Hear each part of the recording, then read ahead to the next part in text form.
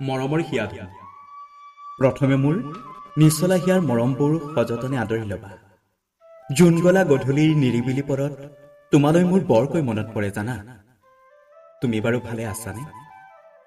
সিদিনা তোমাক দেখা পায়ো মাত এষাৰকে দিব নোৱাৰিলো। বেয়া নাপাবা, আবেগবোৰে কিবা ডিঙিলৈকৈ খুন্দিয়াই থাকে জানা।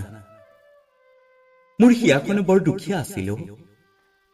তোমাৰ মৰমবোৰ মই বুজিবই নোৱাৰিলো। কেতিয়াবা বৰ মনত পৰে তোমালৈ। তুমি বাৰু আজিকালি ক'ত থাকা? ডাৱৰক সুধো জানা তোমাৰ ঠিকনা, উত্তৰহে নাপাওঁ।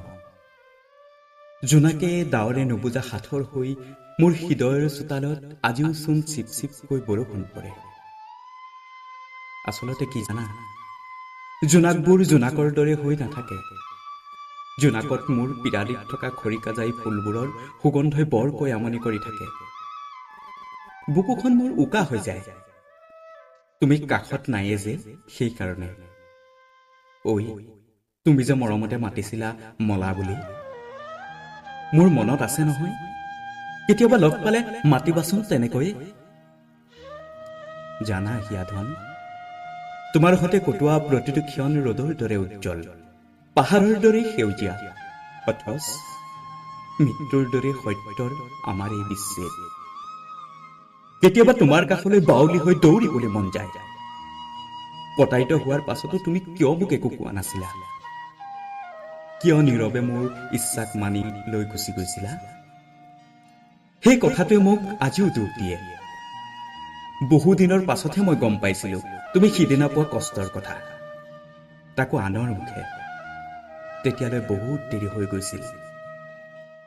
তেতিয়াহে মোৰ হিয়াখন সাৰ পাই উঠিছিল। কিন্তু কোনোবা দুখৰ মিত্ৰপ্ৰায় হৈ ঠেৰেঙা হৈ গৈছিল। আত্মাটো কিন্তু তোমাৰ হৈ থাকিল জানা, তোমাৰ হৈয়ে থাকিল। আজিকালি আৰু বসন্তৰবোৰ বসন্তৰ দৰে নলগা হ'ল, আৰু জোনাকবোৰ জোনাকৰ দৰে। তথাপিও হেজাৰ বেদনাৰ কোলাহলৰ মাজতো বুকুত শিল বান্ধি স্থিৰ হৈ থাকিবলৈ বিচাৰো। কোনেও নেদেখাকৈ নীৰৱে চকুলো টুকি থাকো। সেই হিয়াধন, আৰু বিশেষ নিলিখো।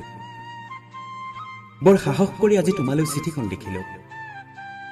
তুমি বেয়া নাপাবা, আজি পচোৱা জাকক বৰকৈ খাটনি ধৰিছো। তোমালৈ মোৰ মনৰ কথাবোৰ পঠোৱাৰ ব্যৱস্থা কৰিছো। পাৰিলে কোনোবা কানিমুনি বেলা মোলৈ মনত পেলাবাচোন। কেতিয়াবা সপোনত আহি সুধিবাচোন কেনে আছা বুলি। পুনৰবাৰ তোমালৈ মোৰ হেজাৰ মৰম যাচি তোমাৰ এই মলা।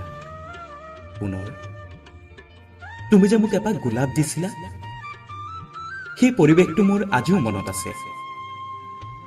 সিদিনা আবেলি চিপ চিপকৈ বৰষুণ দিছিল। লাজুকী চাৱনীত হালধি বুলোৱা আবেলিটো ৰজন জনাই উঠিছিল।